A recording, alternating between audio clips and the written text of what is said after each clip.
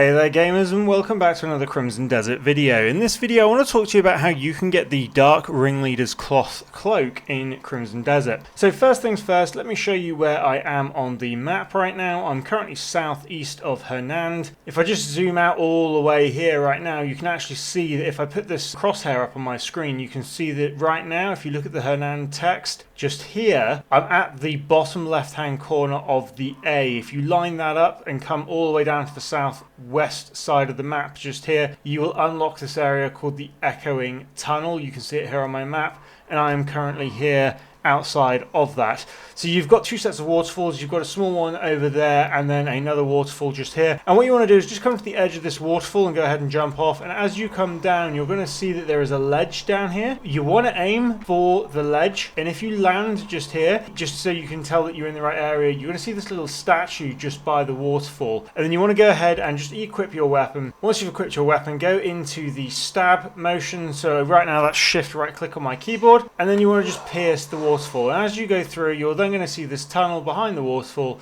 Simply go ahead and run through that, and then you're going to find a chest here. All we need to do is go ahead and open the chest in order to actually get the Dark Ringleader's Cloak. So there we go. And if we go ahead now and take a look at that, we can see that it does only currently have 1 defense, but the really nice thing about this is that it does have an ice resistance of level 3 straight off the bat. So if you're looking to collect some ice resistance so you can go into the colder areas of the map without taking a reduction in your stamina, this is a really good item to collect for that. If we go ahead and equip it and just stand in the light real quick, you can see it's quite a nice piece of drip. You've got some grenade looking items just here, which sadly you can't throw, and you've also got an ammo pouch just there. I really hope that this tutorial helped. Please do drop a like and subscribe if it did. It really helps the channel grow, and I'll see you in the next tutorial. Thanks for watching.